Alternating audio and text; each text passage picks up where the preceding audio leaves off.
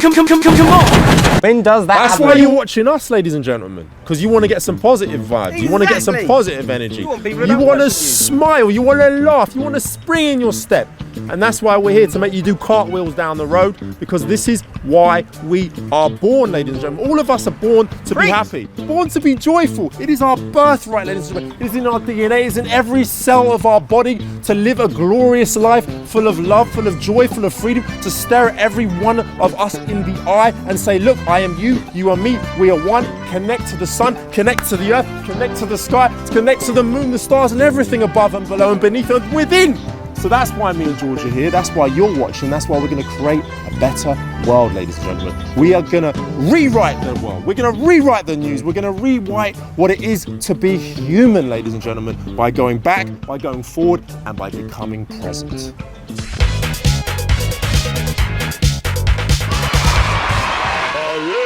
And by the way, on this note, right, I listened to a book. Didn't read it, listened to it. Someone sent it to me. I don't like audiobooks, but this person sent me one. I said, okay, if it's that important, I'll listen to it. So I listened to it, and it was about success. It was all about success in every different area of your life and how to achieve it. And this person happened to be financially a success, worth about $100 million, right? American guy. And I don't necessarily deem money as success, because they're depressed millionaires, but it's a form of success, okay? And do you know what that guy said? I thought this was very interesting. It was at the beginning of his book. What did he say, George? What he said was, the first thing he did, he used to be very poor, he actually lived under a bridge for a while, homeless. He said he stopped watching the news and he stopped reading newspapers because he realized that it was all negative. And he said that the whole purpose of it is to keep you in a certain place where you're emotionally on a frequency of things are a bit scary, the gossip is very, very low mental demand, doesn't demand much of you intellectually to read or understand it. And it's, for the most part, negative stuff. So he said, literally for 30 years, unless it was a massive event, you know, like a September 11th, something like that, where you cannot avoid it, he literally just doesn't watch news. And he said that the difference it made to his state of mind, where all of a sudden it became, let's say, a bit more tribal, okay? In a tribe, 100,000 years ago, you're not worried about what's happening on the other side of the planet. You're not worried about what's happening with this celebrity who you are never going to meet and doesn't actually affect your life in a face-to-face way, on a day-to-day basis. It's not normal for someone in England to think what's happening in India, what's happening in China, what's happening in Africa. It's not a normal thing. We're getting it through the papers and stuff like that. You know, it's funny. It's really interesting, because I'd say only in the last few days, for whatever reason, I've been drawn to picking up. So in London, we have a paper called the Evening Standard, and it's free. And you can just pick it up. You jump on the tube, you pick one up, you have a little read on the tube, and then you throw it away when you get to the other side.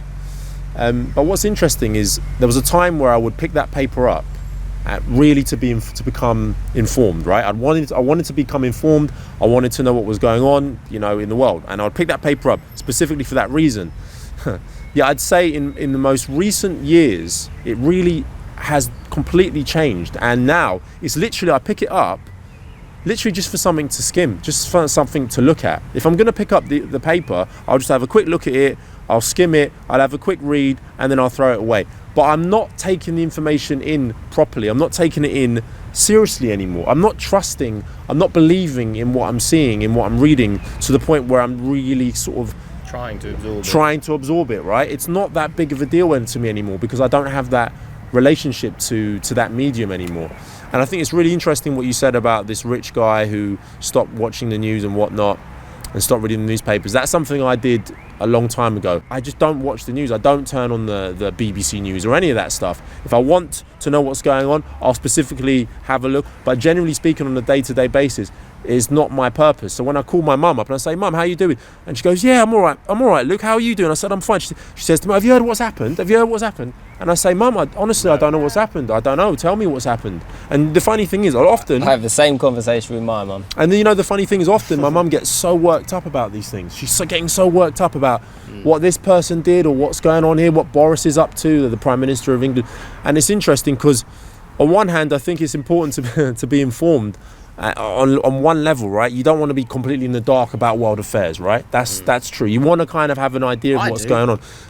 If it doesn't affect me, I don't need to know. Well, the thing is, George, you don't know what's going to affect you and what isn't, and that's the thing. So I think to a certain extent, it's good to consciously search for what's going on in the world. But I think when you're sitting down, for example, and you're watching and you're watching the BBC News, and you're watching the BBC News, right? The whole and you're drawing that energy in, Who's informing? This is what I'm saying, George, right?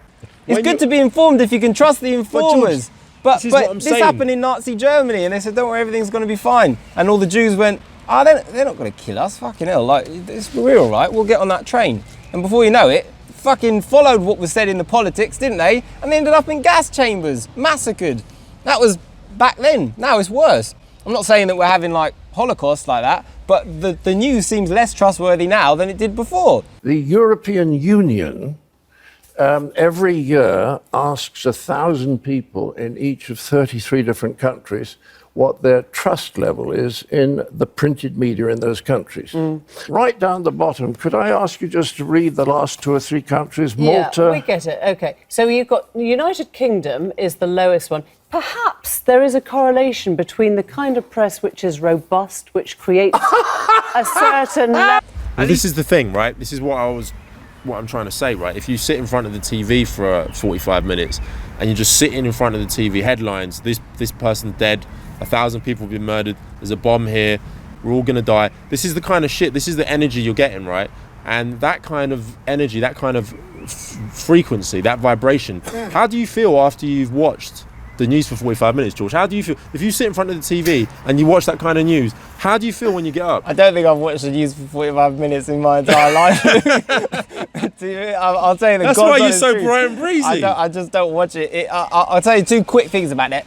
So when I was a little kid, I used to get picked up from school by a friend's mum. My parents worked until later in the evening, so I'd go to his house.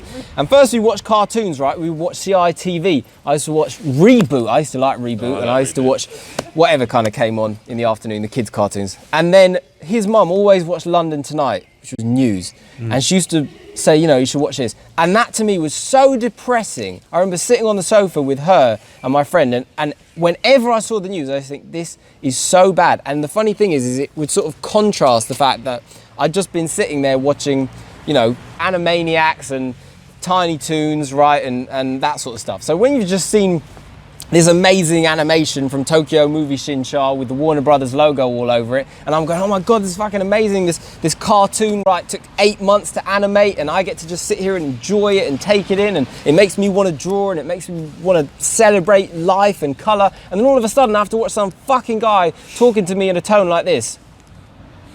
Earlier today, there was something negative happening. And we're part of a vast interplanetary system stretching 700 billion miles long. With 9 planets and a sun, we think the Earth's the only one that has life on it, although we could be wrong. Across the interstellar voids are 1 billion asteroids, including meteors and Halley's Comet too.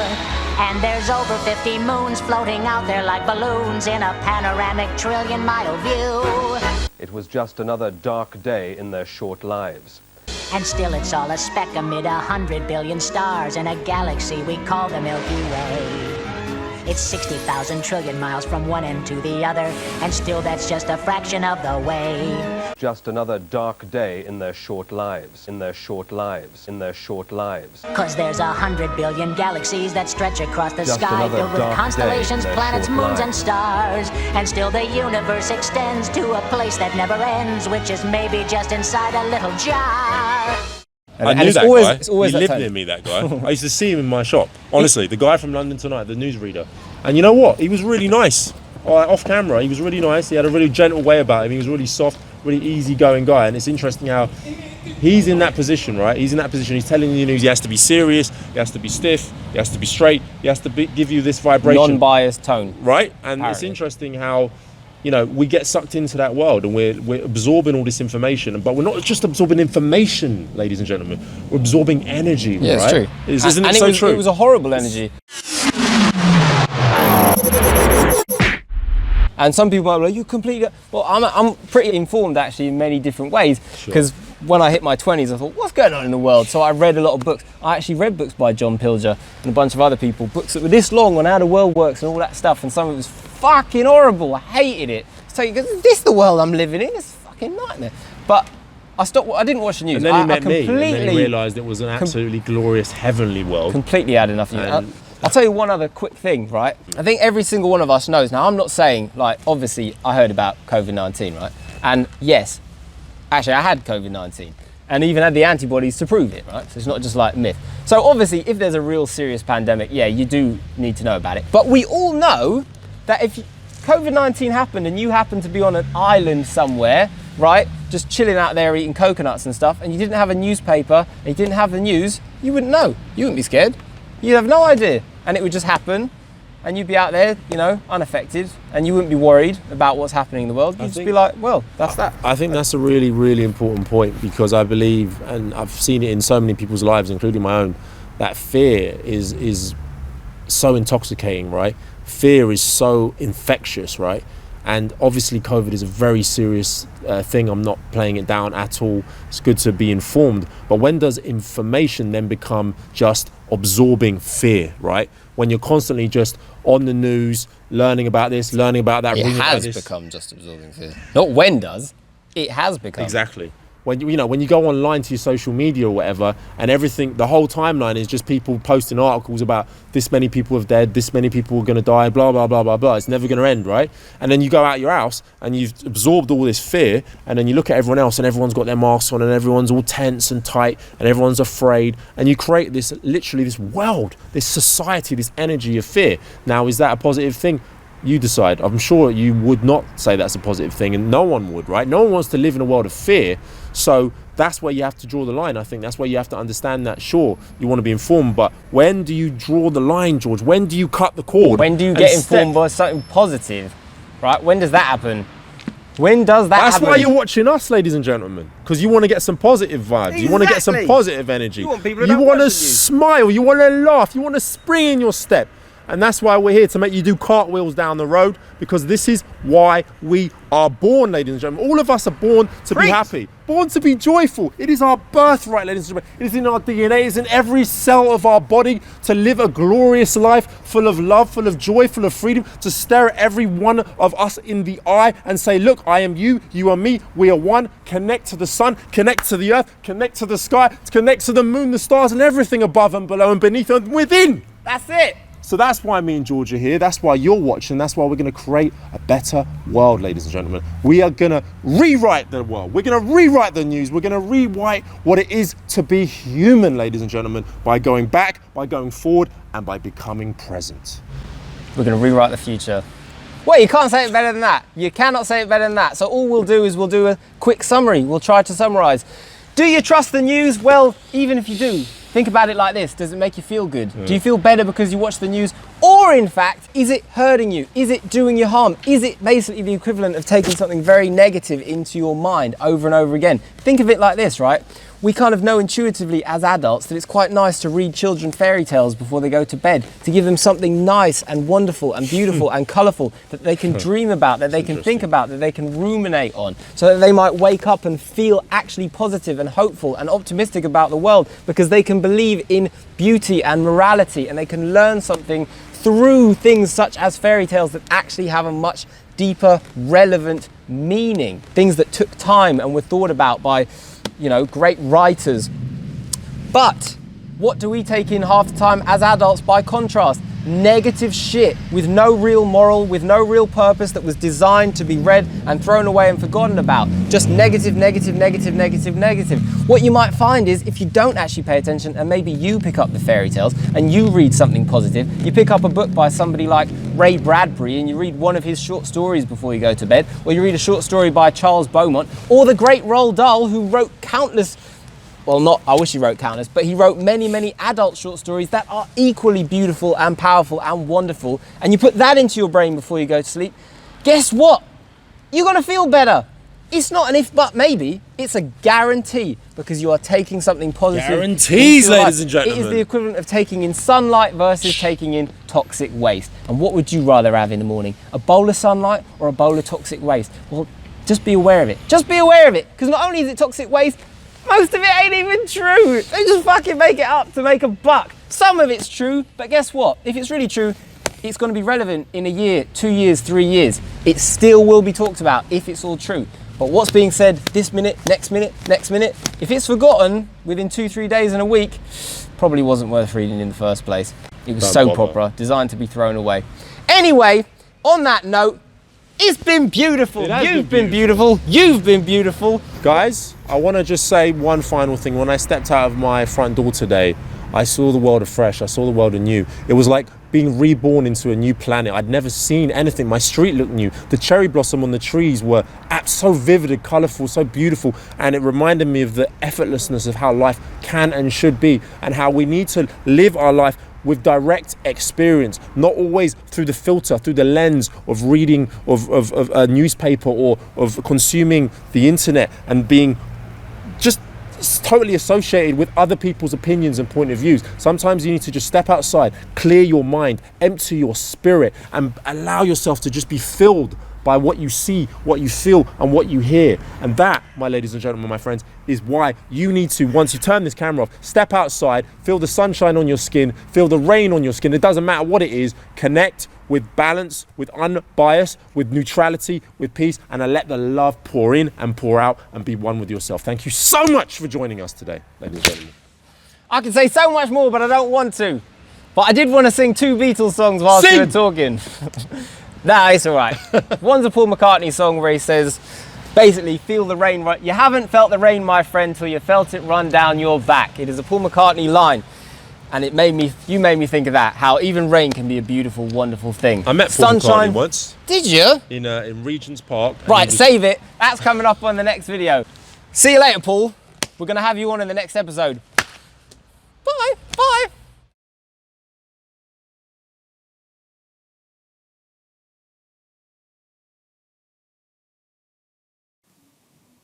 I can only encourage you, I can only implore you to read this wonderful book titled Safe as Houses in the Ballpark World by the one, the only,